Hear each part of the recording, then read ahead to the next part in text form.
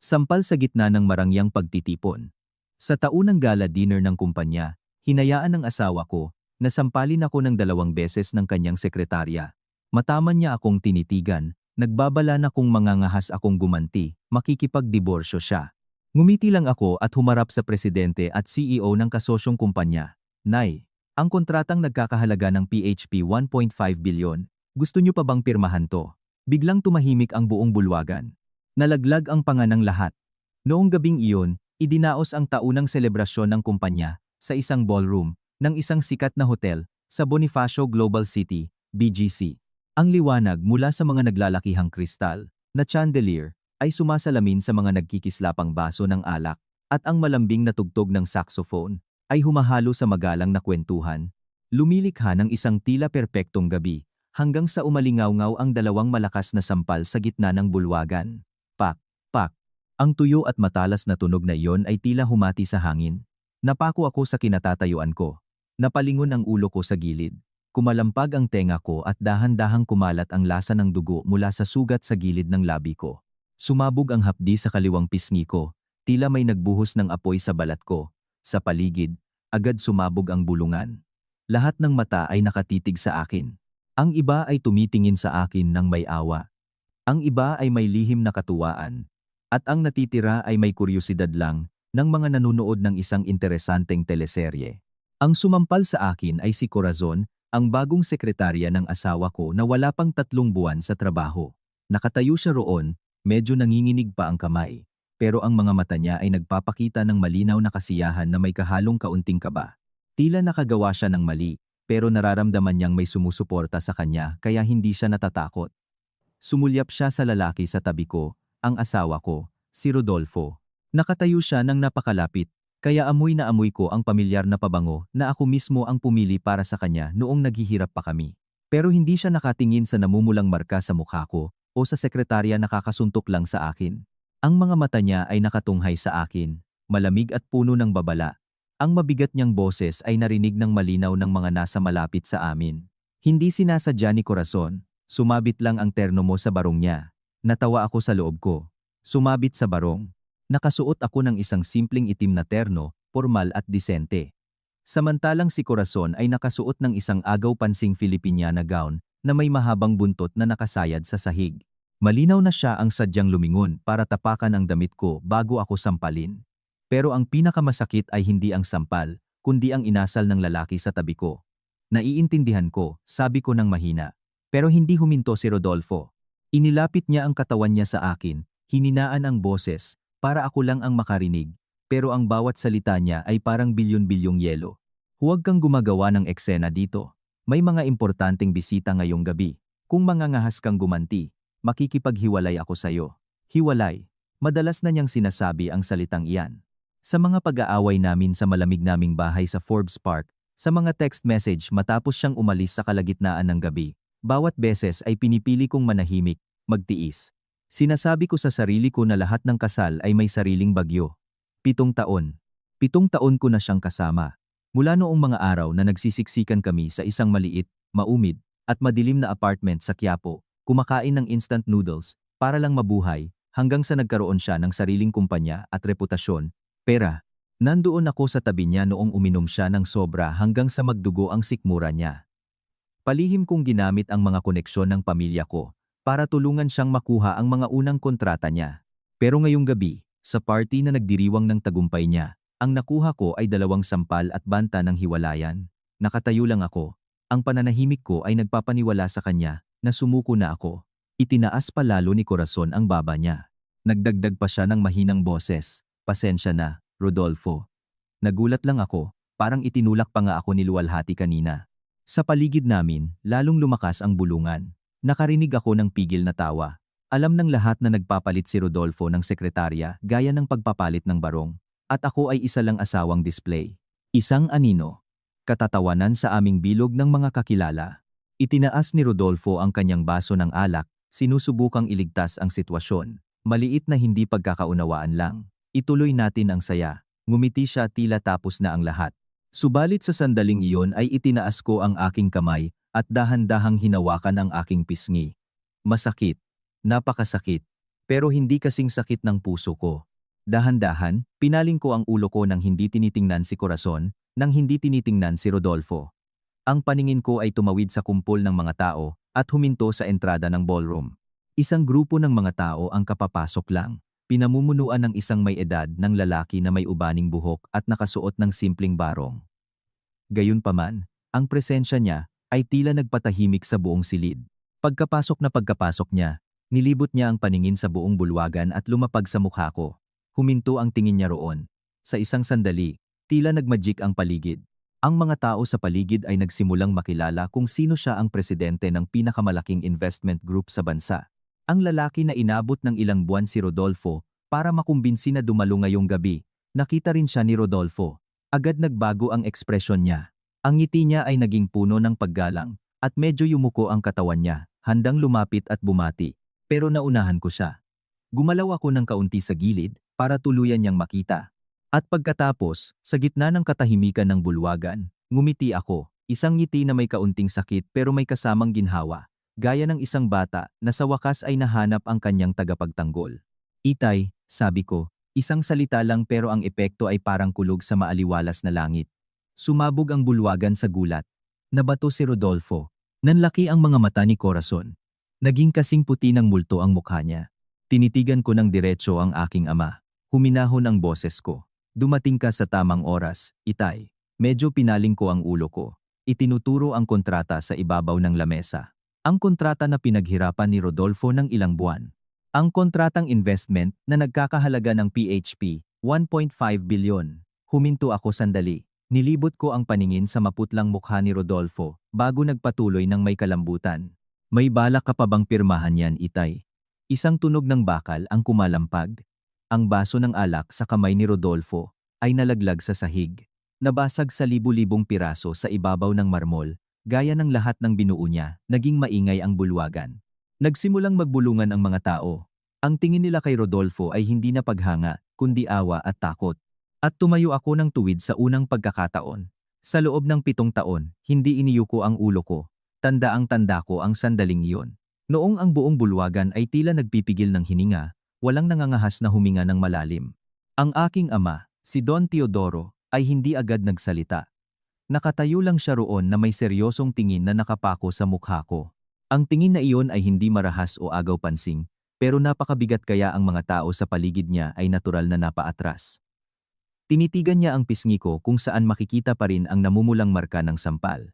1 segundo, 2 segundo, bago siya dahan-dahang humakbang pasulong, bawat hakbang niya ay matatag, hindi nagmamadali, pero nagpapabilis ng tibok ng puso ng mga naroon.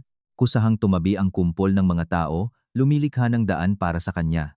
Nanatili akong tahimik, hindi umiiyak, walang sinasabi pa, naghihintay lang. Huminto siya sa mismong harap ko, napakalapit. Dahan-dahang itinaas ng kamay niya ang baba ko, pinaling sa gilid na nasampal, mababa ang boses niya, pero bawat salita ay narinig ng malinaw. Masakit, nak. 2 salita lang. Pero bigla kong naramdaman na tila may nakabara sa lalamunan ko.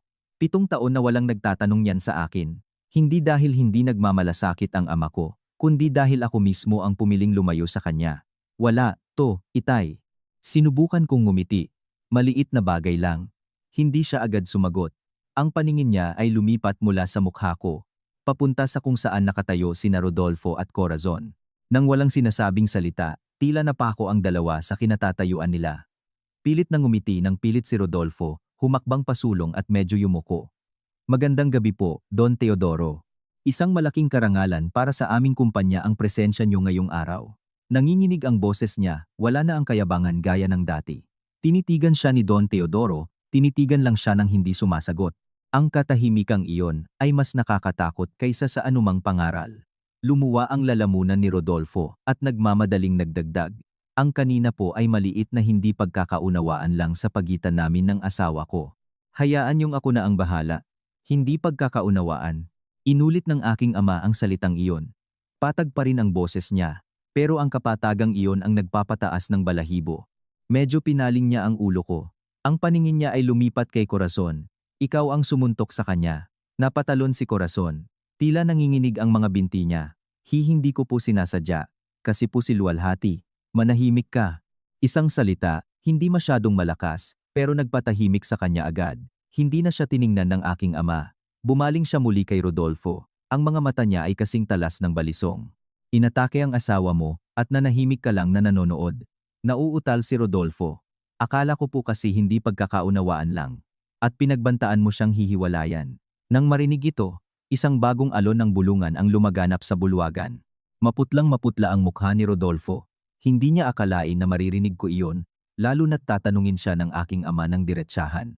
Ako, sinabi ko lang po yun dahil sa emosyon. Mabuti, dahan-dahang tumango ang aking ama. Kung gayon, hiwalayan mo na siya. Ang pangungusap na binitawan ng magaan ay tila isang hampas ng maso. Natigilan si Rodolfo. Patawad po, ano pong sabi niyo? Hindi na inulit ng aking ama. Bumaling siya sa akin, lumambot ang boses niya. Iyan ba ang gusto mo? Tinitigan ko siya, bago tiningnan si Rodolfo. Ang lalaking minsang inakala kong makakasama ko habang buhay. Ngayon ay nakatayo siya roon na may nagpapanik na tingin, pinagpapawisan ang noo. Biglang bumalik sa isip ko ang mga lumang alaala. Ang apartment sa Quiapo na maumid, ang hapunan na instant noodles. Ang mga sandaling niyayakap niya ako habang sinasabi, balang araw, bibigyan kita ng mas magandang buhay. Naniwala ako sa kanya. Sobrang naniwala kaya iniwan ko ang pamilya ko para sa kanya. Pero ngayong araw, napagtanto ko ang isang bagay nang napakalinaw. May mga taong alam kung paano magmahal kapag mahirap, pero nakakalimutan kung paano maging tao kapag may pera. Huminga ako ng malalim. Sang-ayon ako. Hindi malakas ang boses ko, pero napakalinaw. Tila na kuryente si Rodolfo. Luwalhati, anong sinasabi mo? Mabilis siyang lumapit, sinusubukang hawakan ang kamay ko. Pero bago niya pa ako mahawakan, hinarang na siya ng mga tao ng, nababaliw ka na. Makikipaghiwalay ka dahil lang sa maliit na bagay na to. Tinitigan ko siya sa unang pagkakataon ng walang nararamdamang anuman. Maliit na bagay? Hinawakan ko ang pisngi ko. Ito, maliit na bagay? Nanahimik si Rodolfo. O ang pananahimik mo habang sinasampal ng ibang tao ang asawa mo ay maliit na bagay rin. Walang nagsasalita. Ang katahimikan ay lubos. Tinitigan ko siya ng diretso sa mata. Bawat salita ay narinig ng malinaw. Tama ka, di ba? Kung mangangahas akong gumanti, makikipaghiwalay ka. Ngumiti ako ng tipid.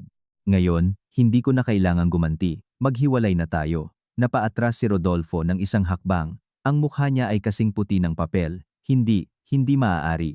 Lualhati, pakinggan mo ako. Sapat na ang narinig ko. Putol ko. Hindi dahil sa galit, kundi dahil wala nang kailangang pakinggan pa. Nagsalita naman ang aking ama. Bumalik ang boses niya sa dati nitong kalmado. Tungkol sa kontratang yan, tila naalala ng buong bulwagan ang pangunahing dahilan kung bakit idinaos ang party. Tumingin ang aking ama sa lamesa ng pirmahan, bago tumingin muli sa representante ng kasosyong kumpanya. Hindi na pipirmahan. Ilang salita lang, pero ang representante ng kabilang panig ay agad tumango. Sige po, Don Teodoro. Desperadong nagmakaawa si Rodolfo. Don Teodoro, matagal nang pinaghahandaan ng kumpanya ko ang kontratang to, pipirmahan na lang po. Hindi na pipirmahan, maikling sabi ng aking ama. Walang paliwanag, walang negosasyon. Halos matumba si Rodolfo. Hindi niyo po pwedeng gawin to. Ito ay PHP 1.5 bilyong proyekto. Kung hindi namin makuha ang investment na, to, ang kumpanya ko, ang mangyayari sa kumpanya mo ay wala na akong pakialam. Tinitigan siya ng aking ama. Ang tingin niya ay naging kasing lamig ng yelo. Pero ang taong tinrato mo ng ganyan ay ang anak ko. Ang pangungusap na iyon ang naging tuldok. Hindi na kailangan ng iba pang salita para maintindihan ng lahat. Ang kontratang nagkakahalaga ng PHP 1.5 bilyon ay naglaho dahil sa isang sampal. Hindi dahil sa sampal, kundi dahil sa kung paano pinili ng isang lalaki kung saang panig siya tatayo. Nakatayo lang si Rodolfo roon, nanginginig mula ulo hanggang paa. Tinitigan niya ako nang may nagmamakaawang tingin, pero sa pagkakataong ito, hindi ko iniwas ang tingin ko. Tinitigan ko siya ng diretso at sa katahimikan. At ang katahimikang iyon ang pinakamalinaw na sagot. Hindi na nakatiis si Corazon sa sandaling iyon. Nanghina ang mga binti niya at napaupo sa sahig. Patawad po. Hindi ko po alam na. Walang pumapansin sa kanya. Walang gustong makinig sa kanya. Ang tingin na dati ay puno ng kuryosidad ay naging pagkalait na. Walang mangangahas na magkaroon ng taong gaya niya sa malapit sa kanila. Biglang bumaling si Rodolfo sa kanya na may namumulang mata. Manahimik ka. Bulyaw niya, bawat salita ay puno ng puot. Hindi pa ba sapat na sinira mo ako? Nabato si Corazon, pero huli na ang lahat. Sobra na ang layo ng narating ng lahat. bumaling ang aking ama sa akin. Bumalik ang boses niya sa dati nitong bigat. Umuwi na tayo, nak. Tumango ako nang hindi lumingon sa likod, hindi na kailangan. Dahil may mga bagay na kapag nasira na, kahit anong pilit mong pulutin ang mga piraso, mas susugatan lang nito ang kamay mo. Sinundan ko ang aking ama palabas ng bulwagan. Sa likuran ko, naging maingay muli ang bulwagan. Pero lahat ng iyon ay wala nang kinalaman sa akin. Noong makalabas lang ako sa malaking pinto ng hotel at makalanghap ng sariwang hangin sa gabi, napagtanto ko na talagang malaya na ako malaya mula sa kasal na sinubukan kong isalba sa loob ng 7 taon. Naghihintay na ang kotse. Pinagbuksan ako ng pinto ng aking ama. Pumasok ako na may bakanteng isip. Nagsimulang umandar ang kotse. Ang lungsod sa gabi ay nananatiling maliwanag at maingay. Tila walang nangyari. Wala silang alam na ilang minuto lang ang nakalipas. Isang buhay ang tuluyang nagbago. Nakaupo ang aking ama sa tabi ko. Sa una ay walang sinasabi. Maya-maya, mahina siyang nagtanong, "Nagsisisi ka ba?" Tumingin ako sa labas ng bintana. Ang mga ilaw ng lungsod ay sumasalamin sa mukha ko. Umiling ako. Hindi.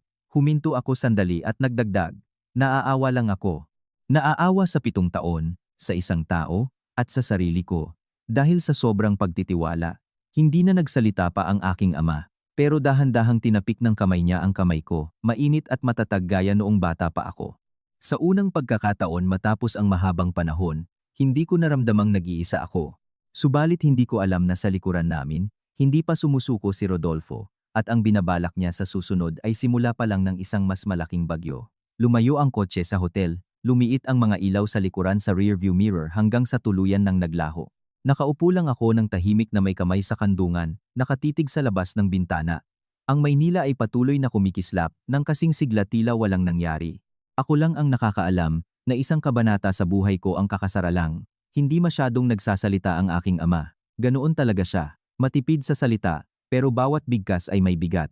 Nakaupo lang siya sa tabi ko, paminsan-minsang sumusulyap para siguraduhing ayos lang ako. "Uuwi tayo sa bahay ng nanay at tatay mo," sabi niya dahan-dahan. Umiling ako. Gusto kong pumunta sa apartment. Kumunot ang noo ng aking ama. "Para sa ano? Babalik ka pa roon." Nanahimik ako sandali bago sumagot. "May ilang gamit akong gustong kunin mismo." Sa katunayan, hindi ko kailangan ang mga gamit na iyon. Damit, alahas, lahat ng binili ni Rodolfo, pwede ko nang iwanan. Pero may mga bagay, mga dokumento, mga alaala, at isang maayos na pagpapaalam. Tinitigan ako ng aking ama ng ilang segundo, bago tumango. "Sige, magpapasama ako ng tao sa'yo." "Hindi na kailangan, Itay." "Kailangan," putol niya. Hindi malakas ang boses niya, pero matatag.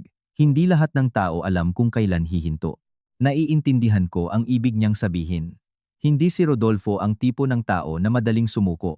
Tumango ako ng mahina. Nagbago ng direksyon ang kotse patungo sa Marangyang penthouse kung saan kami tumira ni Rodolfo sa nakalipas na ilang taon. Tinatawag namin itong tahanan. Pero habang iniisip ko, mas nararamdaman ko na ang lugar na iyon ay isang pansamantalang tuluyan lang. Isang lugar kung saan palagi akong naghihintay at bihira siyang bumalik. Noong huminto ang kotse sa garahe, huminga ako ng malalim. Hindi ko na nararamdaman ang bigat gaya ng dati. Isang tahimik na kahungkagan lang. 2 security guard ang sumama sa akin. Pinapanatili ang maayos na distansya. Hindi nagbibigay sa akin ng kakulangan sa ginhawa, pero nagbibigay sa akin ng pakiramdam ng seguridad. Dahan-dahang tumaas ang elevator. Bawat numero na nagbabago ay tila isang hakbang pabalik sa nakaraan. Ting! Bumukas ang pinto. Tahimik ang pasilyo, pero pagkalabas ko, alam kong may mali. Bahagyang nakabukas ang pinto ng apartment, nakasindi ang ilaw. Kumaba ang puso ko. Dahan-dahan akong naglakad. "Ma'am, luwalhati. Hayaan niyong silipin ko muna," bulong ng isa sa mga security guard. Tumango ako. Nauna siyang pumasok. Itinulak ang pinto, at ang tanawin sa loob ay nagpabato sa akin. Magulo ang lahat. Bukas ang mga maleta, nakakalat ang mga damit sa kung saan-saan. Ang mga dekorasyong paborito ko ay nakahandusay sa sahig. Ang iba ay basag, tila may bagyong dumaan. At sa gitna ng lahat ng iyon, nakaupo si Rodolfo sa sahig na may likod na nakasandal sa sofa, humahawak ng isang bote ng whiskey na halos ubos na. Gusot ang barong niya, tabingi ang kurbata, gulo-gulo ang buhok, at pula ang mga mata. Nang makarinig ng tunog, itinaas niya ang ulo at ang paningin niya ay nagtagpo sa akin. 1 segundo, 2 segundo, pagkatapos ay natawa siya. Isang tawa na paos at tuyo, gaya ng tawa ng isang taong nawala ang lahat. Sa wakas, bumalik ka na. Nakatayo lang ako sa entrada, hindi pumasok. Hindi dahil sa takot, kundi dahil hindi ko nakilala ang lalaki sa harap ko. Anong ginagawa mo? Tanong ko sa kalmadong boses. Hirap na bumangon si Rodolfo, pasuray-suray na lumapit sa akin. Hinihintay kita, sabi niya. Hinihintay kang bumalik para mag-usap. Wala na tayong dapat pag-usapan. Sagot ko agad nang walang pag-aalinlangan. Huminto siya, isang kislap ng galit ang lumitaw sa mga mata niya. Walang 7 taon, at sasabihin mong walang dapat pag-usapan. Ang 7 taon na yon, sabi ko, tinitigan siya. Sinayang mo na. Naging tensyonado ang paligid. Hinawakan ni Rodolfo ang bote. Dahil lang sa isang sampal, gumagawa ka ng ganito kalaking gulo. Lumakas ang boses niya. Alam mo ba kung gaano kaimportante ang kontratang yon? PHP 1.5 billion, hindi PHP 50 million. Hindi ako sumagot. Humakbang siya ng mas malapit. Ang boses niya ay naging ungol. Alam mo ba kung anong mangyayari sa kumpanya kung mawala ang kontratang yon? Alam ko, sabi ko. Tinitigan siya ng matalas. Pero alam mo ba kung anong mangyayari sa akin kung mananatili ako dito? Nanahimik si Rodolfo. Pumasok ako, tumingin sa paligid. Walang buo gaya ng kasal namin. Anong hinahanap mo sa pagsira ng lahat ng to? Tanong ko. Dokumento. Mabilis niyang sagot. Tinatago mo lahat ng may kinalaman sa kumpanya. Di ba? Natawa ako ng mahina. Sa tingin mo kailangan kong gawin yan? Tinitigan ako ni Rodolfo ng may hinala. Anak ka ni Don Teodoro. Makukuha mo lahat ng gusto mo. Isang salita mo lang, pwede akong malugi. Nanahimik ako ng ilang segundo, bago dahan-dahang nagsalita.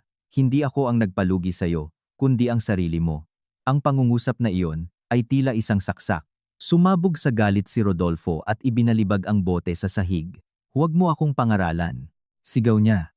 Kahit wala ka at ang tatay mo, kaya kong magtagumpay. Tinitigan ko siya nang hindi kumokontra, nagtanong lang. Kung gayon, bakit hindi mo subukan? Nanahimik si Rodolfo. Ang katahimikan niya ay ang pinakamalinaw na sagot. Tinalikuran ko siya at pumasok sa kwarto. Magulo rin doon. Binuksan ko ang aparador at kumuha ng isang maliit na kahon. Sa loob nito ay may mga personal kong dokumento, ilang alaala, at isang lumang notebook. Isang libro kung saan nakasulat ang mga plano ko para tulungan si Rodolfo na paunlarin ang kumpanya. Kinuha ko ito at binuklat ang ilang pahina. Ang sulat kamay na nagmamadali, ang mga kalkulasyon lahat ay pagsisikap ng isang asawa. Dahan-dahan ko itong isinara at dinala. Pagkalabas ko, nandoon pa rin si Rodolfo. Tinitigan niya ako. Nawala na ang galit niya, napalitan ng panik. Luwalhati, hininaan niya ang boses. Mag-usap tayo muli. Huminto ako, hindi na kailangan. Nagkamali ako, mabilis niyang sabi. Inaamin ko, hindi ko dapat hinayaan si Corazon na gawin yon. Sisitahin ko siya bukas. Hindi, ngayon na. Walang sinasabi. Lumapit pa siya. Nagmamakaawa ako, huwag tayong maghiwalay. Nagsimulang manginig ang boses niya. May problema ang kumpanya. Kung aalis ka ngayon, talagang hindi ko nakakayanin. Sa wakas, sinabi niya ang pinakaimportanteng bagay. Hindi dahil sa akin, kundi dahil sa kumpanya. Tinitigan ko siya, hindi na nararamdaman ang sakit, kaunting awa lang. Takot kang mawala ako o mawala ang kumpanya? Ang tanong na iyon ay nagpatahimik sa kanya. 1 segundo, 2 segundo, dahan-dahan akong tumango. Naiintindihan ko. Naglakad ako diretso sa pinto. Lualhati, sigaw niya. Kung aalis ka, hindi kita hahayaang manahimik. Huminto ako at lumingon. Anong gagawin mo? Tinitigan niya ako. Ang mga mata niya ay nagpapakita ng desperasyon at kabaliwan. Sasabihin ko lahat, ungol niya. Sasabihin ko sa lahat kung paano mo ginamit ang koneksyon ng pamilya mo para pilitin ako para kontrolin ang kumpanya. Sige, sabihin mo lang, putol ko. Ang boses ko ay napakalambot pero sapat na para patigilin siya. Sa tingin mo, sinong maniniwala sa'yo? Iyon ang huling hampas. Nabato si Rodolfo. Binuksan ko ang pinto at lumabas. Nang hindi lumilingon sa likod, narinig ko ang tunog ng suntok sa pader, pero hindi ako huminto. Isara ang pinto ng may mahinang tunog. Sapat na para tapusin ang lahat. Pumasok ako sa elevator. Ang salamin ay sumasalamin sa mukha ko. Nang walang luha, walang kahinaan. Isang babae lang nakakagising lang mula sa isang panaginip sa loob ng 7 taon. Alam kong hindi pa ito tapos. Hindi madaling tatanggapin ni Rodolfo ang pagkatalo. At ang sinabi niya kanina ay hindi lang banta. Isang bagong bagyo ang nabubuo sa katahimikan. Pero sa pagkakataong ito, hindi na ako natatakot. Sumara ang pinto ng elevator sa likuran ko. nagiiwan ng kakaibang pakiramdam, hindi lubos na ginhawa o bigat, kundi tila lumabas sa isang nakasarang kwarto ng mahabang panahon. Ang hangin sa labas ay medyo malamig pero nakakapresko. Tinitigan ko ang sarili ko sa salamin. Ang marka ng sampal sa pisngi ko ay naglaho na, pero ang tingin ko ay iba na. Hindi na umiiwas o pasuko. Bumukas ang pinto at naglakad ako sa lobby kung saan naghihintay ang dalawang security guard. Tinitigan nila ako nang walang tinatanong, naglakad lang sa likuran ko. Alam kong ito ay kaayusan ng aking ama. Pagkarating sa kotse, nandoon na ang aking ama sa loob. Tinitigan niya ako mula ulo hanggang paa. Huminto ang tingin niya sa kahon na dala ko. Nakuha mo na lahat, tumango ako. Lahat na, Itay. Nagsimulang umandar ang kotse. Walang nagsasalita sa unang ilang minuto. Ang tunog lang ng makina at ang mga ilaw ng kalsada na dumadausdos sa bintana. Maya-maya, nagsalita ang aking ama. Pinahirapan ka ba niya? Umiling ako. Hindi. Huminto ako sandali at nagdagdag, pero hindi siya hihinto. Bulong ng aking ama, tila inaasahan na. Takot ka? Tumingin ako sa labas, nag-isip muna. Oo. Pero ngayon, bumaling ako, tinitigan siya. Hindi na. Walang sinasabi ang aking ama. Pero isang tipid ng ngiti ang sumilay sa labi niya. Hindi ngiti ng kasiyahan, kundi isang lihim na katuwaan. Gaya ng makita ang anak niyang naging malakas. Pumasok ang kotse sa eksklusibong subdibisyon kung saan nakatira ang mga magulang ko. Bumukas ang malaking gate, kumalat ang mainit na dilaw na liwanag sa kalsada. Ang bahay ay pareho pa rin, hindi marangya, pero matatag at tahimik. Bumaba ako sa kotse, at pagkapasok ko, narinig ko ang pamilyar na boses. Luwalhati. Huminto ako. Nakatayo ang aking ina, si Doña Luisa. Sa living room. Tinitigan niya ako. Nanlaki ang mga mata niya nang makita ang marka sa pisngi ko. Diyos ko, mabilis siyang lumapit. Ang nanginginig niyang kamay ay humawak sa mukha ko. Sinong gumawa nito sa'yo? Bago pa ako makasagot, nagsalita muna ang aking ama sa mabigat na boses. Mahabang kwento. Hayaan mo muna siyang magpahinga. Bumaling ang aking ina sa kanya nang may kahalong pag-aalala at galit. At hinayaan mo lang siya ng ganyan? Maikling sagot ng aking ama, hindi. Isang salita pero sapat na para maintindihan ng aking ina na hindi niya ito papalampasin. Hindi na siya nagtanong pa. Bumaling siya muli sa akin, lumambot ang boses niya. Dito, sumama ka sa akin. Sinundan ko siya sa living room at umupo. Kumuha ang aking ina ng mainit na tela at dahan-dahang nilinis ang pisngi ko nang may ganoong pag-iingat gaya noong bata pa ako. Masakit, nak?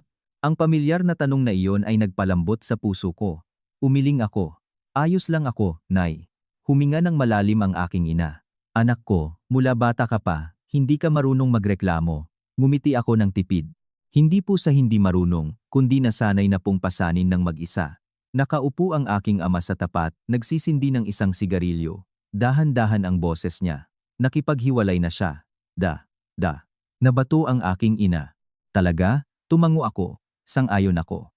May katahimikan ng ilang segundo, bago inilapag ng aking ina ang tela, at tinitigan ako ng diretso. Napag-isipan mo na ba yan ng mabuti, nang walang pag-aalinlangan? Opo, tumango siya. Nang walang pangaral, walang panunumbat, nagsabi lang. Kung gayon, maligayang pagbabalik sa bahay? 4 na salita lang, pero sapat na para magpabasa sa mga mata ko. Bahay. Dati, iniwan ko ang lugar na ito para sa isang lalaki na inakala kong kinabukasan ko. Ngayon, nagbabalik ako hindi bilang talunan, kundi bilang isang taong natauhan na.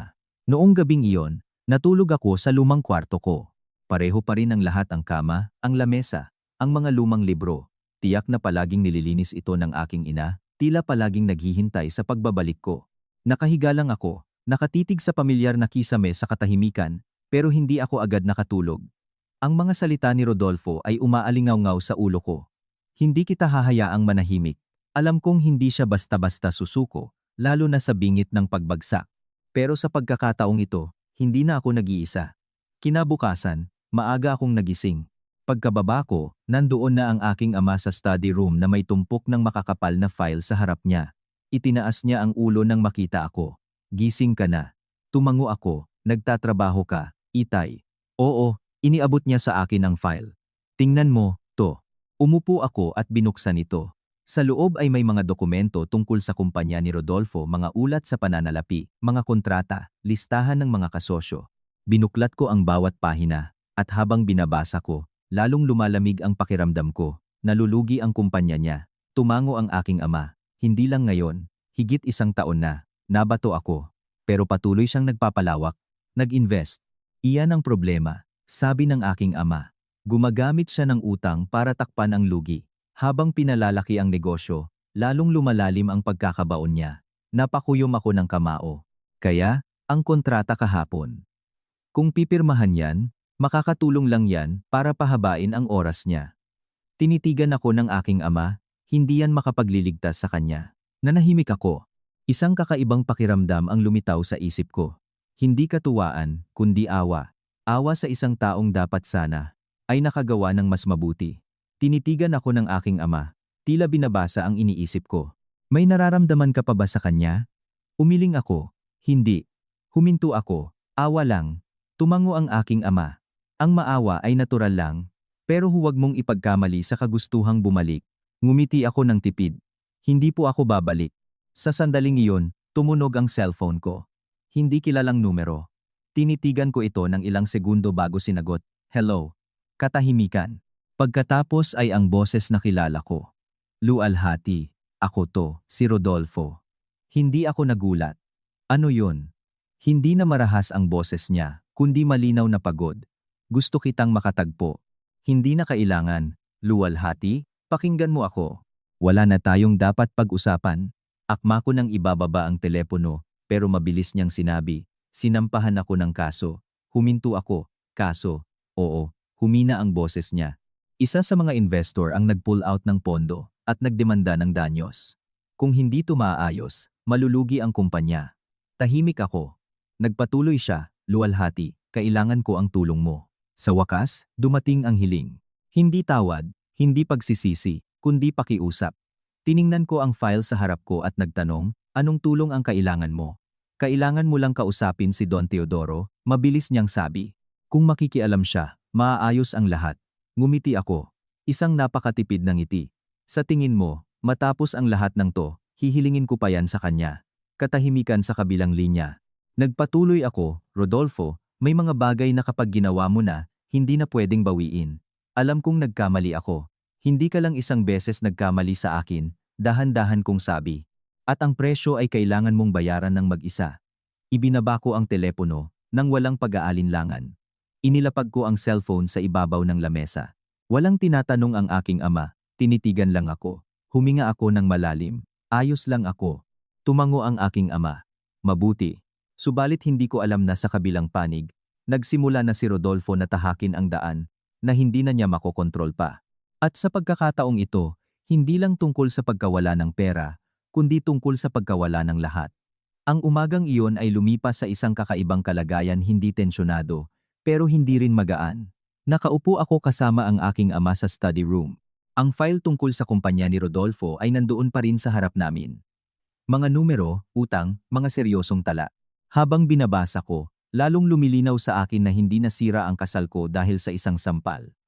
Ang kasal na iyon ay matagal nang may lamat, sadyang hindi ko lang gustong makita.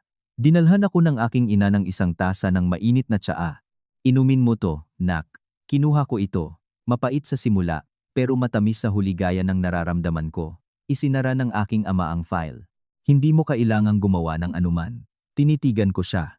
Ang ibig sabihin mo, Itay. Hayaan mo siyang ayusin yan ng mag-isa. Sapat na ang isinakripisyo mo. Malinaw niyang sabi. Nanahimik ako. Ang isang bahagi ko ay may gawi pa ring gustong mag-alala kay Rodolfo, hindi dahil sa pagmamahal, kundi dahil sa nakagawian kong maging anino niya, lutasin ang mga problema niya. Pero ngayon, naiintindihan ko na ang patuloy na pakikialam ay magpapalala lang ng sitwasyon.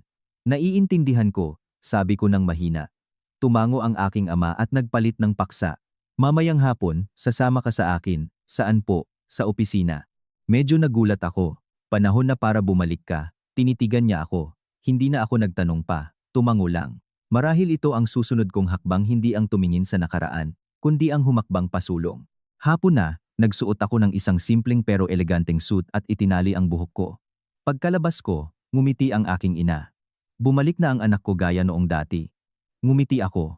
Gaya noong dati po, Nay. Matatag pero hindi malamig, sabi niya.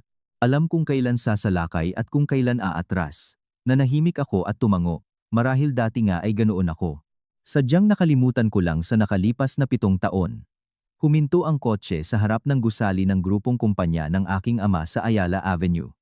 Ang lugar na iyon ay hindi bago sa akin. Noong bata pa ako, nag-intern ako dito, pero matapos makasal, bihira na akong bumalik. Binati ng mga empleyado ang aking ama nang may paggalang. Nang makita ako sa tabi niya, nagpakita sila ng pagkagulat. Pero walang nangangahas na magtanong. Pumasok kami sa isang maliit na kwarto ng pagpupulong na inihanda na. Ipinakilala ako ng aking ama. Ito si Luwalhati, ang anak ko. Nang walang paliwanag pa. Pero naintindihan ng lahat. Isang may edad ng lalaki ang tumayo. Ikinagagalak ko kayong makilala. Ma'am Luwalhati, ako si David, ang investment director. Sumagot ako ng may paggalang. Nagsimula ang pagpupulong. Nakapokus sa isang bagong proyekto, isang subdivision sa Nuvali na kailangang i-restructure. Mga numero, plano, panganib, lahat ay ipinakita ng malinaw. Nakinig ako ng hindi sumasabat hanggang sa bumaling sa akin ang aking ama. Anong sa tingin mo? Lahat ng mata ay nakatitig sa akin. Hindi ako agad sumagot. Sinuri ko muli ang dokumento, bago nagsalita, kung titingnan lang mula sa panig ng kakayahang kumita, napaka-interesante ng proyektong to. Huminto ako sandali. Pero ang panganib sa batas ay hindi pa malinaw. Kung hindi maaayos ng mabuti, matatagalan yan at magdadagdag ng gastos. Tumango si David. Iyan ang poento na tinitingnan namin. Nagpatuloy ako. Kung gusto niyong gawin, mas mabuting paunti-unti. Huwag invest ang buong kapital ng sabay-sabay. May katahimikan. Pagkatapos ay dahan-dahang tumango ang aking ama. Makatuwirang opinyon. Nagpatuloy ang pagpupulong, pero napansin kong nagbago na ang tingin ng iba. Hindi na kuryosidad, kundi pagkilala. Matapos, hiniling ng aking ama na manatili ako. Maganda ang ginawa mo, sabi niya. Umiling ako. Sinabi ko lang po ang nakita ko. Sapat na yon. Tinitigan niya ako. Hindi mo na kailangang patunayan ang anuman. Ngumiti ako. Sa unang pagkakataon matapos ang mahabang panahon, naramdaman kong may silbi ako. Hindi bilang asawa ng kung sino, kundi bilang sarili ko. Pero eksaktong pagkalabas namin ng kwarto, tumunog muli ang cellphone ko. Sa pagkakataong ito, hindi kilalang numero, kundi ang pangalang pamilyar, si Corazon. Tinitigan ko ito ng ilang segundo bago sinagot, "Hello." Sa kabilang linya, narinig ko ang humahangos na hininga. Ma'am Luwalhati. Nanginginig ang boses niya. Ano yun? Tulungan niyo po ako, ma'am. Tulong. Kumunot ang noo ko. Magsalita ka ng malinaw. Si Rodolfo po. Nabato siya. Hinahanap niya po ako. Sabi niya. Ako po ang may kasalanan. Sabi niya kung hindi, sasabihin niya po sa lahat ang tungkol sa akin. Tahimik ako. Nagpatuloy si Corazon, halos umiiyak na. Ma'am, nagkamali po ako. Hindi ko po alam na mangyayari ang ganito. Tulungan niyo po ako. Sumandal ako sa pader, ipinikit ko ang mga mata ko sandali, bago nagtanong, anong gusto mong gawin ko para tulungan ka? Kausapin niyo po si Rodolfo para sa akin.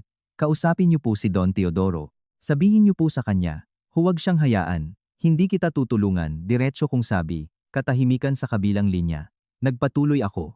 Naaalala mo ba ang ginawa mo noong gabing iyon? Nanahimik si Corazon. Hindi ko nakakalimutan, dahan-dahan kong sabi. At wala akong obligasyon para iligtas ka. Pero isa lang po akong empleyado. Hindi ko po alam. Hindi ko alam, putol ko. O sa tingin mo, dahil may sumusuporta sa'yo, kaya mo nang gawin ang anuman. Walang sagot, ang humahangos lang niyang hininga. Pinili mo na ang panig mo, nagpatuloy ako. Kaya ngayon, panindigan mo ang konsekwensya. Gaya ko, ibinaba ko ang telepono ng walang pag-aalinlangan. Inilapag ko ang cellphone. Wala akong nararamdaman. Hindi ito kalupitan. Ito ay dahil natuto na akong hindi pasanin ang kasalanan ng ibang tao. Nakatayo ang aking ama sa likuran ko. Sino? Ang sekretarya ni Rodolfo. Humihingi ng tulong. Tumango ang aking ama. Sinabi mo bang hindi? Tumango ako. Walang sinasabi ang aking ama. Tumango lang ng may kaunting katuwaan. Subalit hindi ko alam na sa kabilang panig, ang sitwasyon ay naging hindi na makokontrol, nang mas mabilis kaysa sa inaasahan ko. Hindi lang nawalan ng kontrata at kinasuhan si Rodolfo, kundi nagsimula na siyang mawala ang mga huling taong sumusuporta sa kanya. At kapag ang isang tao ay nasukol, gagawa siya ng mga bagay na kahit siya ay hindi niya inaasahan. Ang bagyong darating ay hindi na maingay, kundi mas malalim at mapanganib. Noong hapon na iyon, matapos lumabas ng opisina, kasama ang aking ama, hindi ako agad umuwi. Naramdaman ko ang kaunting pagkabalisa, gaya ng mahinang hangin, pero sapat na para agawin ang atensyon. Maya-maya, sinabi ko sa aking ama, "Itay, pwede niyo ba akong ibaba dito?" Huminto ang kotse sa isang malilim na kalsada sa UP Diliman na madalas kong puntahan noong nag-aaral pa ako. Bumaba ako at umalis ang kotse. Ang paligid dito ay mas tahimik. Ang mahinang tunog ng mga kotse at ang lagaslas ng mga dahon ay nagpapakalma sa akin. Naglakad ako nang walang patutunguhan para lang ayusin ang iniisip ko. Ang usapin kay Rodolfo ay dapat sana ay tapos na noong gabing iyon, pero ang katotohanan ay hindi ganoon kasimple. Isang lalaki na nawala ang lahat, pera, reputasyon, kumpanya, mga taong nakapaligid sa kanya. Ang huling natitira ay ang dangal. At kapag ang dangal ay naitulak hanggang sa hangganan, maaari siyang gumawa ng anuman para panatilihin ito. Huminga ako ng malahim, hindi dahil sa takot, kundi dahil nagsisimula ko ng maintindihan kung saan patungo ang lahat. Nanginginig ang cellphone ko sa bulsa. Ang pamilyar na numero. Si Tito David, ang matagal ng kasosyo ng aking ama, ngayon ay pinuno ng legal department sa grupo. Sinagot ko, "Opo, Tito David." "Ano yun?" Mabigat at malinaw ang boses niya. "Luwalhati, nasaan ka?" "Nasa labas po ako." "Sandali. Umuwi ka agad. Huwag kang mag-iisa." Matatag niyang sabi. Huminto ako. "Ano po yon, Tito?" May sandaling katahimikan. Pagkatapos ay sinabi niya, "Gumawa si Rodolfo ng police report." Nabato ako. "Police report?" "Oo." Nananatili siyang kalmado. "Sinasabi niya na ginamit mo ang koneksyon ng pamilya mo para makialam sa negosyo niya na may indikasyon ng pamimilit at manipulasyon ng kontrata." Natawa ako, isang napakatipid na tawa, nang walang kasiyahan. "Talagang ginawa niya yon." "Sinabi ko na sayo," sagot ni David, "kapag nasukol, humihinto na sa pag-iisip ng normal ang tao." Nanahimik ako, bago nagtanong, "May epekto ba to sa batas?" "Hindi nakakabahala," paliwanag niya. "Pero para sa opinyon ng publiko, oo." Naiintindihan ko. Isang tsismis, isang artikulo, ilang kwento ay sapat na para baguhin ang personal na problema tungo sa panlipunang debate. "Naiintindihan ko," sabi ko. "Uuwi na ako ngayon." "Mabuti." Huminto siya sandali. "At tandaan, huwag siyang makatagpo ng mag-isa." Ibinaba ko ang telepono. Nakatayo lang ako roon sandali, bago naglakad patungo sa pangunahing kalsada. Sa pagkakataong ito, mas mabilis ang hakbang ko. Pagkarating ko sa bahay, nandoon na ang mga magulang ko sa living room. Ang sitwasyon ay hindi tensyonado, pero malinaw na naghahanda na sila. Tinitigan ako ng aking ama. "Narinig mo na?" Tumango ako. Ibinaba ng aking ina ang tasa ng tsaa, nang may pag-aalala. Talagang nangangahas siya. Hindi agad sumagot ang aking ama. Sinabi lang, wala na siyang ibang malalabasan. Umupo ako. "Anong plano nyo, Itay?" Tinitigan niya ako. "Hindi na kailangang gumawa ng anuman para sa ngayon." Nagulat ako, hindi nag-react. "Hindi pa," dahan-dahan niyang sabi. "Hayaan siyang sabihin lahat ng gusto niyang sabihin." Naiintindihan ko ang ibig niyang sabihin. Habang mas mabilis tayong nagre-react, mas madali tayong masusukol. Sa halip, kung hahayaan natin ang kabilang panig na magsalita at kumilos, sa huli ay ilalantad niya ang sarili niyang kahinaan. "Pero ang opinyon ng publiko?" "Huwag kang matakot sa opinyon ng publiko," sagot ng aking ama, "hanggat wala kang ginagawang mali." Nanahimik ako at tumango. Tama yun. Wala akong ginagawang mali, kaya walang dapat ikatakot. Pero hindi doon huminto ang problema. Pagkalipas ng ilang oras, nagsimulang kumalat ang balita. Sa una ay sa mga maliliit na forum, pagkatapos ay sa malalaking portal ng balita. Miyembro ng Board of Directors, inakusahan ng kanyang dating asawa ng manipulasyon sa negosyo. Anak ng isang bilyonaryo, pinaghihinalaan ng pang-aabuso sa kapangyarihan. Mga headline na sensasyonal. Mga walang basehang spekulasyon. Hindi humihinto sa pagtunog ang cellphone ko. Mga text message mula sa mga kaibigan, kasosyo sa negosyo, kahit mga hindi kilalang tao. Pinatay ko ito, hindi nagbasa ng anuman. Hindi sumasagot. Tinitigan ako ng aking ina, nang may pag-aalala. "Hindi mo to titingnan." Umiling ako. "Hindi na kailangan." Huminga siya ng malalim. "Maraming sinasabi ang mga tao. Hayaan lang," sagot ko ng mahinahon. Kapag napagod na sila, mananahimik din sila. Nandoon ang aking ama, walang sinasabi, pero matatag ang tingin niya. Noong gabing iyon, hindi ako agad nakatulog. Hindi dahil sa pag-aalala, kundi dahil alam kong ito ay simula pa lang. Bago maghating gabi, nanginginig muli ang cellphone ko. Text message mula kay Rodolfo. Isang linya lang. Sa tingin mo, nanalo ka na? Tinitigan ko ang screen ng ilang segundo nang walang sumasagot. Agad-agad, dumating ang pangalawang text. Hindi pa to tapos. Huminga ako ng malalim at inilapag ang cellphone. Hindi ko na kailangan pang magbasa. Nang higit pa, alam kong hindi siya hihinto doon. Kinabukasan, pagkababa ko, nandoon na ang aking ama. Tinitingnan ang balita sa laptop niya. Iniabot niya sa akin. Tingnan mo to, bagong balita. Hindi na hinala, kundi pagbubunyag mula sa isang taong nasa loob. Dating empleyado, inilantad ang papel ng asawa sa kumpanya. Sa ibaba, isang hindi kilalang pinagmulan, ang mga dokumento na nag-leak, ang kwento na nakabalot para madaling paniwalaan ng mga mambabasa. Binasa ko lahat ng hindi nilalaktawan ng isang linya bago inilapag ang laptop. Maayos niyang inihandayan. Tumango ang aking ama. May tumutulong sa kanya. Tinitigan ko siya. Hindi niya to ginagawa ng mag-isa. Ang mga bagay na gaya nito ay nangangailangan ng profesional. Sabi niya. Naiintindihan ko. Maaaring kakumpetensya, dating kasosyo, o isang taong gusto lang samantalahin ang pagkakataon. Nag-aalala ang aking ina. Lalo na ngayon, anong gagawin natin? Hindi agad sumagot ang aking ama. Tinitigan niya ako. Anong gusto mong gawin? Nag-isip ako sandali bago nagsalita. Hindi ko gustong magtago. Tumango ang aking ama. Lalo na ang harapin ito ayon sa sitwasyon, dahan-dahan kong sabi, pero hindi magre-react ng padalos-dalos. Tinitigan ako ng aking ama ng ilang segundo bago tumango. Sige, simulan na natin. Hindi na ako nagtanong pa, pero alam kong gumawa na ng desisyon ang aking ama. At kapag ginawa niya, ang lahat ay hindi na magiging simple. At ako rin ay hindi na ang babaeng alam lang manahimik at magtiis. Kung gusto akong pabagsakin ni Rodolfo, sa pagkakataong ito, tatayo ako ng tuwid at hahayaan siyang makita ng sarili niya kung nasaan ang pagkakamali niya. Ang umagang iyon, nanatiling kalmado ang kapaligiran sa bahay, pero alam nating lahat na nagsimula nang umikot ang gulong. Maagang umalis ang aking ama kaysa sa karaniwan. Bago umalis, sinabi lang niya, "Gawin mo lang ang trabaho mo." Nang walang karagdagang instruksyon, nang walang pagpapakalma sa akin, pero ang katahimikang iyon ay nagbibigay sa akin ng katiyakan. Nananatili ako sa bahay, kasama ang aking ina. Hindi na siya nanonood ng balita, pero paminsan-minsang sumusulyap sa cellphone niya tila takot na may makaligtaan. Gusto mong lumabas? Tanong niya. Pansamantala, hindi, sagot ko. Gusto kong manahimik ng 1 o 2 araw. Tumango ang aking ina. Sa bahay lang, magandang ideya. Sa labas ay maingay. Ngumiti ako ng tipid. Alam kong hindi siya walang pakialam. Sadyang hindi na niya ako naaapektuhan pa. Papalapit na ang tanghali, dumating si Tito David. Pagkapasok niya, tinanggal niya ang salamin niya. Ang sitwasyon ay gaya ng inaasahan natin. Wala ang aking ama, pero pinaupo ko siya. May bago po, Tito. Tinitigan niya ako sandali bago nagsalita. Hindi lang nag-report si Rodolfo, nagsumite na siya ng ilang dokumento. O mas tama, ang tinatawag niyang dokumento. Kumunot ang noo ko. Pekeng, hindi lubos. Umiling siya. Isang timpla ng orihinal at peke. Agad kong naintindihan. Iyon ang pinakamapanganib na paraan.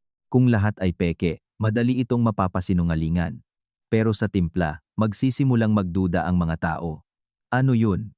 Tanong ko. Binuksan niya ang kanyang attache case at naglabas ng ilang photocopy ng mga internal email, ilang proposal ng investment na may pirma ko. Kinuha ko ito. Iyon nga ang pirma ko, pero ang nilalaman ay binago. Huminga ako ng malalim. Hindi niya to pwedeng gawin ng mag-isa. Tama, sabi ni David. May taong nasa likuran niya. Nag-aalala ang aking ina. Ito ay mapanganib. Sa batas ay hindi, paliwanag niya. Pero kung magpapatuloy, sisirain nito ang reputasyon. Inilapag ko ang mga papel na iyon. Kung gayon, kailangang tapusin agad. Tinitigan ako ni David. Anong plano mo? Nag-isip ako ng ilang segundo bago nagsalita. Makatagpo siya. Nagulat ang aking ina. Huwag. Hindi ako pupunta ng mag-isa, sabi ko. Kasama ko po si Tito David. Tumango si David. Ako rin ay nag-iisip na kailangan yung makatagpo. Pero sa maayos na paghahanda, sa eksaktong sandaling iyon, bumukas ang pinto at pumasok ang aking ama. Nakita niya ang mga papel sa lamesa. Nakarating na. Tumango si David. Lahat na. Hindi na nagtanong pa ang aking ama. Tinitigan niya ako. Gusto mo siyang makatagpo? Tumango ako. Oo. Nanahimik siya ng ilang segundo bago nagtanong, para sa ano? Hindi ako agad sumagot. Nag-isip ako bago nagsalita ng dahan-dahan para tapusin ito. Tinitigan ako ng aking ama ng matagal tila tinitimbang-timbang at sa wakas ay tumango. Sige, isang salita lang, pero iyon ang pagsang-ayon niya. Ang pagtatagpo ay inayos noong hapon na iyon sa isang opisina ng batas, isang neutral na lugar na may saksi. Noong pumasok ako, nakaupo na si Rodolfo. Sa loob lang ng isang araw, tila tumanda siya ng ilang taon. Gusot ang kemeha niya, maluwag ang kurbata, nangingitim ang ilalim ng mga mata niya, pero ang tingin niya ay matigas pa rin. Nang makita ako, tumayo siya. Dumating ka. Tumango ako ng tipid at umupo sa tapat niya. Nakaupo si David sa tabi ko. Sa tapat, bukod kay Rodolfo, may isang lalaki na hindi kilala. Marahil ang abogado niya, tensyonado ang kapaligiran. Si Rodolfo ang unang nagsalita, luwalhati, hindi ko gustong umabot sa ganito. Tinitigan ko siya nang walang sumasagot. Nagpatuloy siya. Kailangan mo lang aminin na may kinalaman ka sa mga desisyon sa pananalapi ng kumpanya at hihinto lahat. Kumunot ang noo ko. Aaminin ang isang bagay na hindi totoo. Hindi totoo, sabi niya. Dati, tinulungan mo ako. Nagbigay ka ng opinyon. Iyan ay totoo. Tumango ako. Iyan ay totoo. Nagbigay ako ng opinyon. Huminto ako. Pero hindi yan manipulasyon. Napakuyom ang kamao ni Rodolfo. Kung sasabihin mo yan gaya niyan, pwede kong bawiin ang report. Tinitigan ko siya. Isang kakaibang pakiramdam ang bumalot sa akin. Hindi galit o kalungkutan, kundi pagkabigo. Hindi mo pa rin naiintindihan, dahan-dahan kong sabi. Naiintindihan ang ano? Ang problema ay hindi ang report niya. Tinitigan ko siya ng matalas. Ang problema ay ang paraan ng pagtingin mo sa lahat. Nabato siya. Nagpatuloy ako. Sa tingin mo, kung medyo sumuko ako, lahat ay babalik sa dati gaya noong dati. Umiling ako. Hindi yan mangyayari. Mabigat ang kapaligiran. Nagsalita ang abogado ni Rodolfo. Ma'am luwalhati, kung walang kasunduan, ang kasong ito ay maaaring magpatuloy at makasama sa parehong panig. Bumaling ako sa kanya. Naiintindihan ko. Pagkatapos ay bumaling muli ako kay Rodolfo. Pero hindi ako nagkakamali. Isang simpleng pangungusap pero matatag. Hinampas ni Rodolfo ang lamesa. Palagi ka na lang ganito. Ungol niya. Palaging nararamdamang tama. Hindi ako nag-react, nagtanong lang, at ikaw, naisip mo ba na ikaw ang nagkakamali? Walang nagsasalita, ang tunog lang ng pagtakbo ng orasan. Matapos ang ilang sandali, umupo muli si Rodolfo. Humina ang boses niya. Hindi ko gustong mawala ang lahat. Tinitigan ko siya, pero nawala mo na. Ang pangungusap na iyon ay tila isang katotohanan na hindi matatakasan. Ngumiti siya ng mapait. Napakalupit mo. Umiling ako. Hindi, huminto ako. Hindi lang ako malambot gaya noong dati. Nagsalita si David. Sige, inihanda na namin ang sagot namin. Kung magpapatuloy kayo, tatahakin namin ang daan ng batas. Tumango ang abogado ng kabilang panig. Naiintindihan namin. Natapos ang pagtatagpo ng walang kasunduan, ng walang pagkakaayos, bawat isa sa sarili niyang daan. Noong bumangon ako para umalis, tinawag ako ni Rodolfo. Luwalhati, huminto ako nang hindi lumingon. Nagsisi ka ba? Ang tanong na iyon ay nagpatigil sa akin ng ilang segundo. Pagkatapos ay sumagot ako, minsan. Huminga siya ng maluwag, pero nagpatuloy ako, pero hindi dahil sa pakikipaghiwalay. Lumingon ako para tinitigan siya para sa huling pagkakataon. Nagsisi ako na hindi ko ginawa ng mas mabilis. Matapos iyon, umalis ako nang hindi humihinto, nang hindi lumingon sa likod. Sa labas, nagsisimula ng dumilim ang langit, mas presko ang hangin. Huminga ako ng malalim, nararamdamang mas magaan. Pero alam kong hindi ito ang huli, isang puwento lang ng pagbabago. Ang inihanda niya ay darating pa rin. At sa pagkakataong ito, hindi na salita, kundi aksyon. Ang pagtatagpo noong araw na iyon ay natapos sa katahimikan, pero ang alingawngaw ay napaka-importante. Noong lumabas ako sa opisina ng batas, madilim na ang langit. Nagsisimula ng sumindi ang mga ilaw ng kalsada, presko ang hangin, pero hindi agad gumaan ang puso ko. Naglakad ako sa tabi ni Tito David, sa katahimikan ng ilang minuto. Noong nasa kotse lang kami, nagsalita siya ng dahan-dahan. Hindi siya hihinto. Tumingin ako sa labas ng bintana.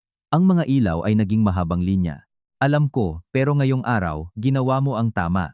Pagpapatuloy niya, hindi sumuko, hindi nadala ng emosyon. Manatili ka sa ganito, mabuti yan. Tumango ako ng mahina. Hindi sa hindi ako kailanman nag-alinlangan. Sadyang nalampasan ko na ang face ng kahinaang iyon. Huminto ang kotse sa harap ng bahay. Noong bumaba ako, naghihintay ang aking ina sa pinto. Marahil sinabi na ng aking ama sa kanya ang tungkol sa pagtatagpo. Paano, nak? Tanong niya agad. Walang kasunduan, sagot ko. Huminga ng malalim ang aking ina, pero hindi nagmukhang nagulat. Kung gayon, matatagalan to. Ngumiti ako ng tipid. Hindi na matatagalan, Nay. Tinitigan niya ako tila gustong magtanong pa, pero tumango lang. Noong gabing iyon, mas huli nang umuwi ang aking ama, kaysa sa karaniwan. Noong pumasok siya sa living room, sinusuri ko pa rin ang ilang dokumento na ipinadala ni David. Tapos na? Tanong niya. Tapos na po. Umupo siya at nagsali ng isang baso ng tubig. Anong reaksyon niya? Galit pero sumusubok pa ring makipagnegosasyon, sagot ko. Tumango ang aking ama. Ibig sabihin, may pag-asa pa siya. Tinitigan ko siya. Pag-asa sa ano? Pag-asa na bibigay ka.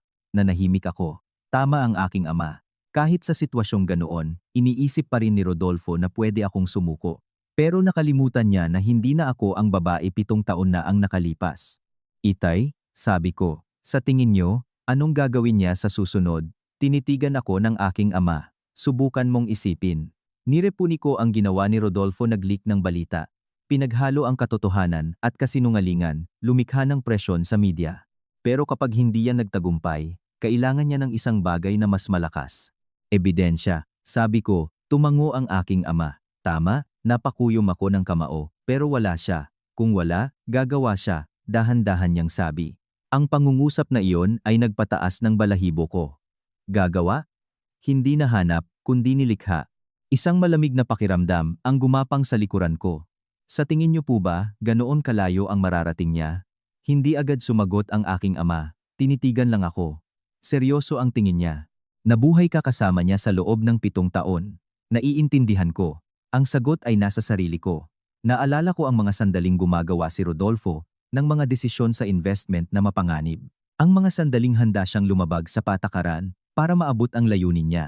Ang mga sandaling sinasabi niya na ang layunin ay nagbibigay katwiran sa paraan, huminga ako ng malalim. Marahil. Tumango ang aking ama. Kung gayon, naghahanda tayo. Noong gabing iyon, hindi ako agad natulog. Nakaupo ako sa kwarto ko, binubuksan muli ang lumang notebook na dala ko mula sa apartment. Pahina sa pahina, plano, tala. Sulat kamay lahat ay ang dating tinulungan kong binuo para kay Rodolfo. Pero pagkarating sa huling mga pahina, huminto ako. May ilang maikling tala na halos nakalimutan ko na. Mga maikling tala, numero at isang pangalan. Isang dating kasosyo sa negosyo. Kumunot ang noo ko. Naaalala ko ang pangalang iyon. Isa sa mga nakatrabaho ni Rodolfo, pero nagkaroon ng conflict at naputol ang ugnayan. Ipinadala ko ang pangalang iyon kay David sa pamamagitan ng text message. Tito, pakisuri ang taong to. Wala pang 10 minuto ang nakalipas, tumawag siya. Luwalhati, saan mo nakuha ang pangalang yan? Mula sa lumang tala. May katahimikan. Ang taong to ay kakaugnay lang kay Rodolfo muli. Napahawak ako sa cellphone. Kakaugnay muli, oo. Naging mabigat ang boses niya, at tila hindi ordinaryong usapan. Agad kong naintindihan. Alam ba ng itay? Sasabihin ko sa kanya ngayon. Ibinaba ko ang telepono. Nakaupo lang ako sa katahimikan. Nagsisimula ng magdugtong-dugtong ang lahat. Hindi umaaksyon ng mag-isa si Rodolfo. May tulong siya at ang taong iyon ay maaaring maging susi.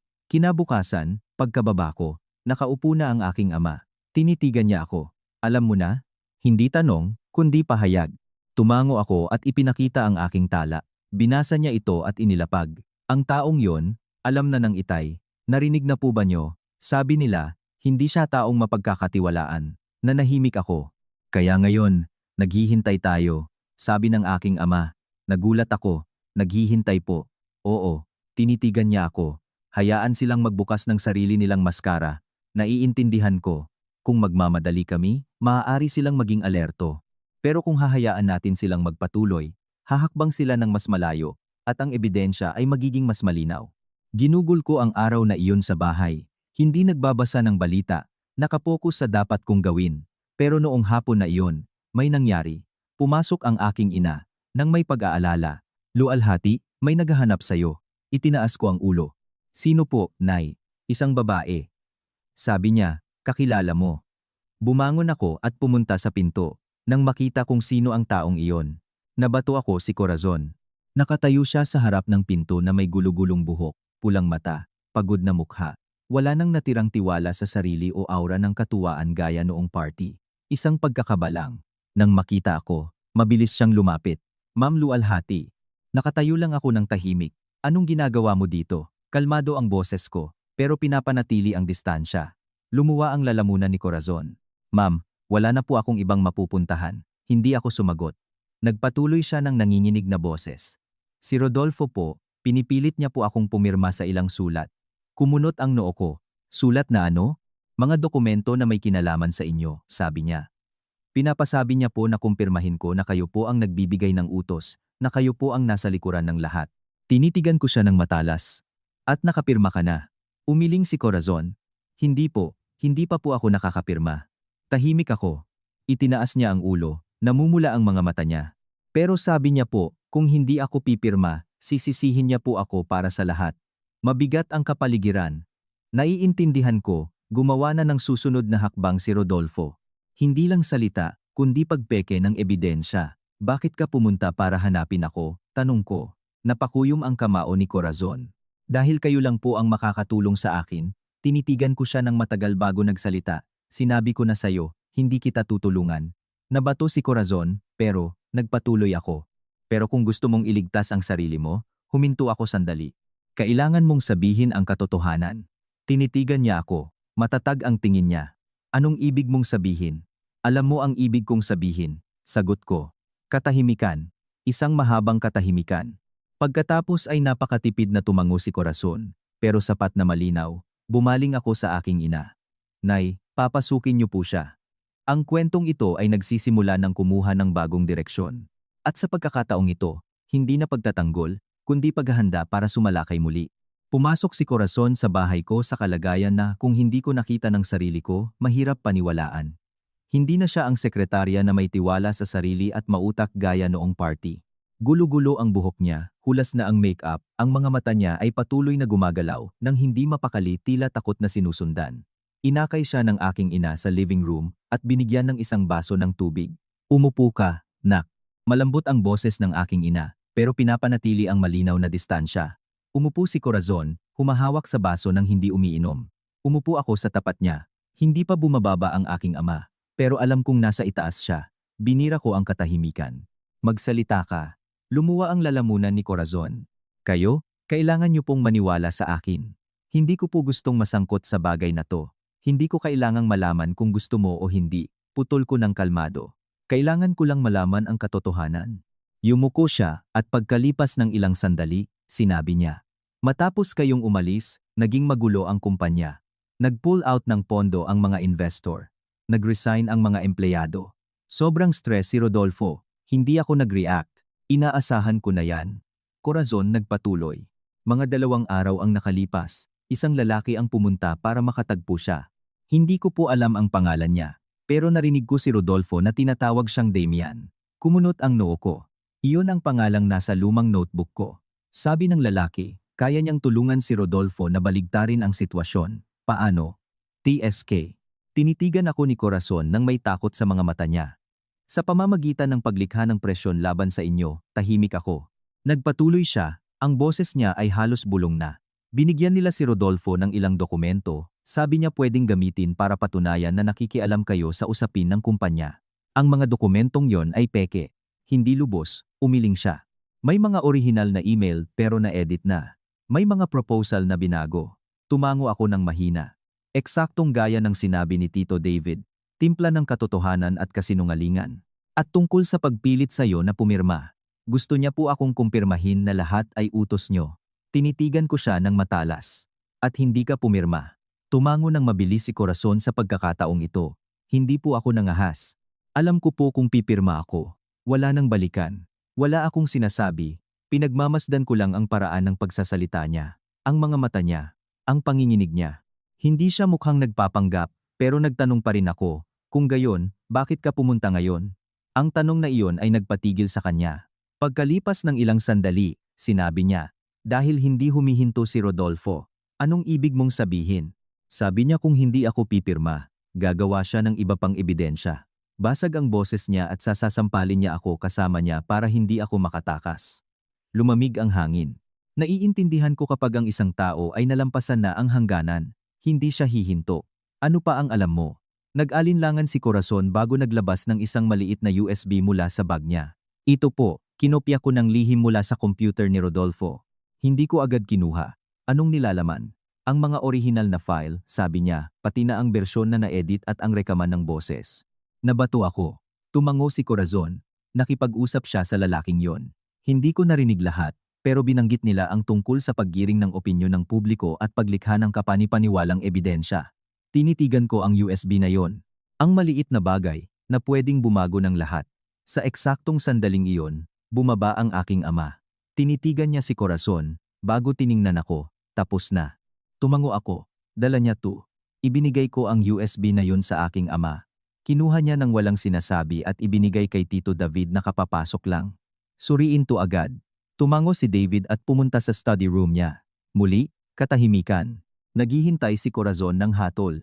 Tinitigan siya ng aking ama. Alam mo ba kung anong ibig sabihin ng kakagawan mo lang? Yumuko si Corazon. Alam ko po. At bakit mo ginawa? Nanahimik siya bago nagsalita. Dahil hindi ko na gustong patuloy na magkamali. Ang sagot na iyon ay medyo nagulat sa akin. Hindi dahil sa matatas, kundi dahil sa tapat. Tinitigan siya ng aking ama ng matagal at dahan-dahang tumango. Mabuti. Isang salita pero sapat na para magpahinga si Corazon ng maluwag. Ilang sandali ang nakalipas, bumalik si David. Seryoso ang mukha niya. Gaya ng inaasahan, tinitigan ko siya. Sapat, tito. Tumango siya. Hindi lang sapat, higit pa sa sapat. Tumayo ang aking ama. Kung gayon, simulan na natin. Naiintindihan ko. Ang oras ay dumating na. Ang mga sumusunod na araw, lahat ay nangyari ng napakabilis. Wala nang katahimikan at paghihintay.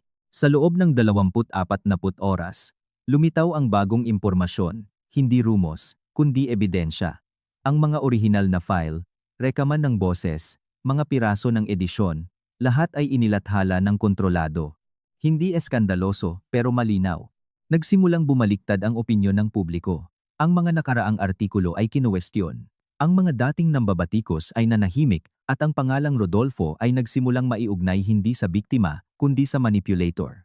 Noong gabing iyon, tiningnan ko ang cellphone ko. Patuloy na nire-update ang balita, pero hindi ko na nararamdamang kinakabahan. Tahimik lang. Pumasok ang aking ina. Nakita mo na lahat. Opo. Umupo siya sa tabi ko. Anong nararamdaman mo? Nag-isip ako bago nagsalita. Hindi po ako masaya. Nagulat ang aking ina.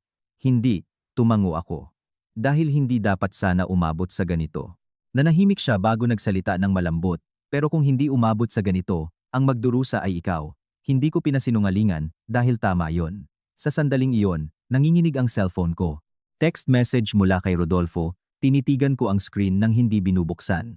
Pagkalipas ng ilang sandali, binuksan ko ang isang linya lang. Nanalo ka? Binasa ko ito. Binasa ko ito. Walang sumasagot, bago inilapag ang cellphone. Tumingin ako sa labas ng bintana. Noong gabing iyon ay tahimik, pero alam ko sa kung saan. Isang tao ang nawala ang lahat. At ang kwentong ito ay hindi pa tapos. Matapos ang text message na nanalo ka mula kay Rodolfo, tila humupa ang lahat. Hindi nang may katuwaan o lubos na ginhawa, kundi nang may pakiramdam ng katapusan na dahan-dahang lumalapit at tiyak. Kinabukasan, ang balita ay lubos ng pumanig sa amin. Ang mga nakaraang artikulo ay binura o itinama. Ang ilang media ay humingi ng tawad. Ang iba ay nanahimik ng 1,000 wika. Hindi ako masyadong nagbasa, sapat na para malaman ang direksyon.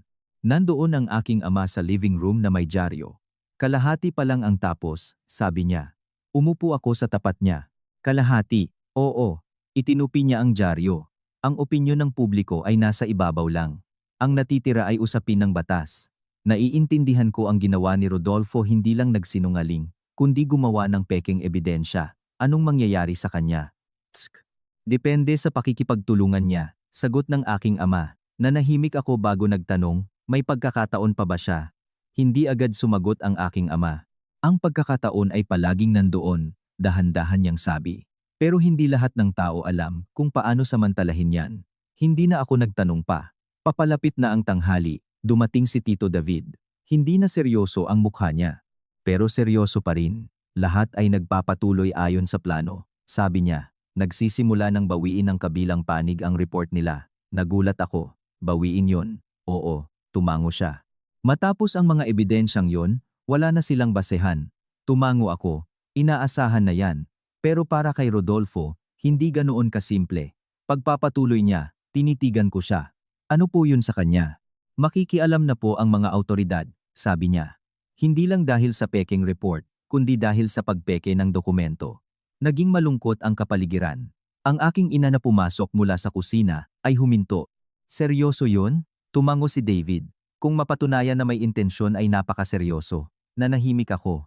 Ang iniisip ko ay hindi sa kinabukasan, kundi sa Rodolfo, na dati ang naghihintay sa akin sa ilalim ng ulan na may isang pungpong ng murang bulaklak at tapat ng ngiti. Ang nagsasabi sa akin, kasama ka sa tabi ko, hindi ako natatakot sa anuman. Ipinikit ko ang mga mata ko sandali. Ang kasalukuyan ay iba na. Noong hapon na iyon, nagdesisyon akong lumabas. Pumunta ako sa isang lumang kainan, kung saan madalas kaming kumain noong wala kaming masyadong pera. Ang lugar na iyon ay hindi masyadong nagbago. Ang mga tao lang. Umupo ako sa paborito naming sulok at nag-order ng kape. Isang tao ang umupo sa tapat ko. Itinaas ko ang ulo. Rodolfo, hindi ako nagulat. Tinitigan ko siya. Mas payat siya. Simple ang damit niya. Pagod ang tingin niya. Inasahan ko na pupunta ka dito, sabi niya. Hindi ko tinanong kung paano niya ako nahanap. Ano yun? Ngumiti siya ng mahina. Wala na po. Tahimik ako. Gusto ko lang makipag-usap sandali. Pagpapatuloy niya. Lahat ng nakita mo ay totoo, sabi niya. Kumunot ang noo ko. Anong ibig mong sabihin? Ako ang gumawa, sabi niya. Ang mga dokumentong yon, ako ang gumawa, nang walang basa-basi. Tinitigan ko siya. Bakit? Ngumiti siya ng pagod, dahil hindi ko gustong matalo. Wala akong sinasabi. Inakala ko kung manalo ako sa pagkakataong ito, lahat ay babalik sa normal. Umiling ako. Hindi mangyayari yan. Alam ko. Tumango siya. Ngayon alam ko na. Wala nang tensyon sa pagitan namin. Isang malinaw na distansya lang. Hindi ako pumunta para humingi ng tawad, sabi niya. Tinitigan ko siya. Kung gayon, para sa ano? Para sabihin na naiintindihan ko na. Tahimik ako. Nawala ko ang kumpanya hindi dahil sa'yo, kundi dahil sa sarili ko. Pagpapatuloy niya. Ang pangungusap na iyon ay nagulat sa akin. Hindi dahil hindi inaasahan, kundi dahil sa wakas ay inamin niya. Huli na ang lahat, sabi ko. Oo, tumango siya. Huli na ang lahat, nanahimik kami. Pagkatapos ay tumayo siya. Kailangan ko nang umalis. Hindi ako nagtanong kung saan, tumango lang. Tinitigan niya ako para sa huling pagkakataon. Luwalhati, tinitigan ko siya. Patawad. Tatlong simpleng salita, pero unang pagkakataon na binigkas niya ng napakalinaw.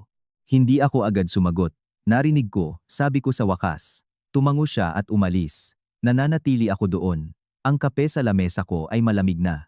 Ininom ko ito ng isang higop. Ang mapait na lasa ay nandoon pa rin, pero hindi kasiya siya. Dahil alam ko na ang ilang bagay ay hindi kailangang matamis, sapat na matapos ng tama. Noong gabing iyon, pagka-uwi ko, tinitigan ako ng aking ama. Makatagpo mo siya? Tumango ako.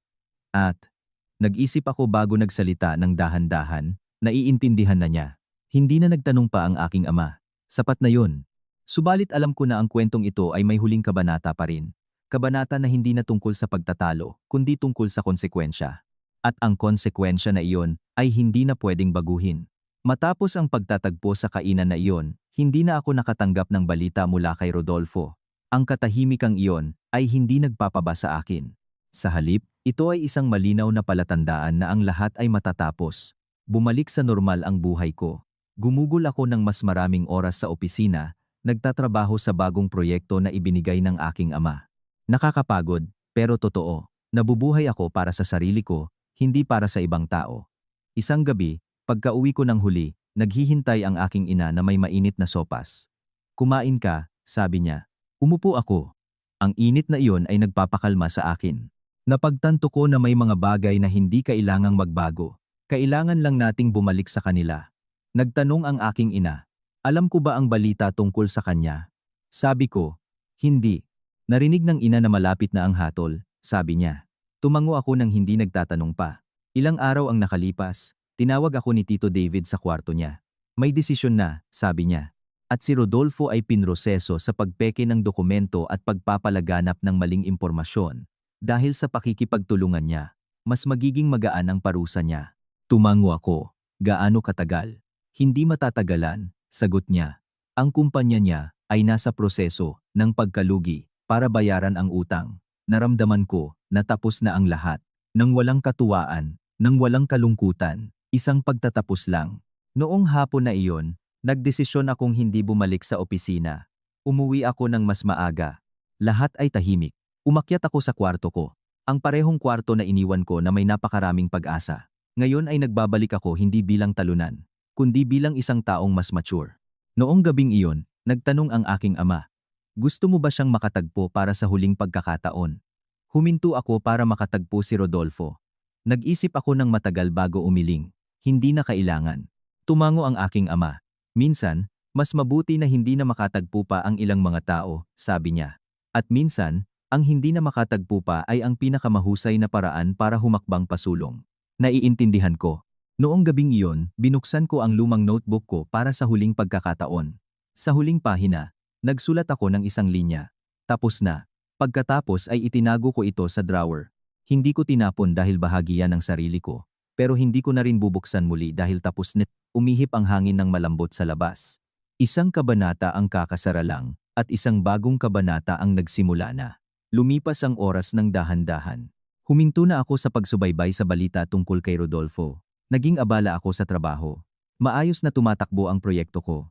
Isang araw, hiniling ng aking ina na umuwi ako ng mas maaga para makasalo sa hapunan. Napakatalas na panahon na hindi ko magawa ang isang bagay na napakasimple. Noong gabing yon, ang hapunan ay tahimik, ordinaryo, pero buo sa isang paraan na hindi ko kailanman pinahalagahan dati. Nag-usap kami tungkol sa trabaho, mga bagay-bagay sa araw-araw. Matapos iyon, pumunta ako sa balkonahe, kumikislap ang lungsod sa kalayuan. Ito ang araw ng opisyal na pagsasara. Alam ko nang walang nagsabi sa akin, nanginginig ang cellphone ko. Hindi kilalang numero, maikling text message. Aalis na ako. 3 salita mula kay Rodolfo. Marahil nagsisimula na niyang tanggapin ang tadhana niya. Hindi ako sumagot. Hindi na kailangan. Ang kailangan naming sabihin ay nasabi na namin. Lumabas ang aking ina, sumunod sa akin. Malamig? Hindi po, ayos lang ako. Nakatayo kami, nakatitig sa lungsod sa katahimikan na komportable. Nay, sabi ko, nalungkot ba kayo noong ikinasal ako sa kanya? Nanahimik siya sandali. Oo, sagot niya. Alam ng ina na magdurusa ka. Ngumiti ako. At nagdusa nga ako. Pero hindi niyo ako pinigilan. Pagpapatuloy niya. Dahil alam ng ina na kailangan mong maranasan yan ng sarili mo. Tumango ako. May daan na hindi pwedeng tahakin ng iba para sayo. At hindi nagsisi ang ina, sabi niya, dahil bumalik ka sa tamang oras, naramdaman ko ang init sa puso ko. Hindi lahat ng tao ay may pagkakataon na bumalik. Noong gabing iyon, nakatulog ako ng mahimbing. Kinabukasan, bumuhos ang sikat ng araw sa kwarto ko. Bumangon ako at ngumiti, hindi sa kanino, kundi sa sarili ko. Sa bersyon ng sarili ko na iba, na alam kung sino siya at kung ano ang gusto niya. Pagkababa ko, nandoon na ang aking ama. Naghahanda ng almusal ang aking ina. Lahat ay gaya ng karaniwan. Pero alam ko, na simula ngayong araw, lahat ay magiging iba. Hindi dahil nagbago ang sitwasyon, kundi dahil nagbago ako. Tinitigan ako ng aking ama. Handa ka na? Tumango ako, handa na po. Nang walang karagdagang tanong, nang walang karagdagang paliwanag, isang katiyakan lang na patuloy akong huhakbang pasulong. At sa pagkakataong ito, nang walang lumingon sa likod,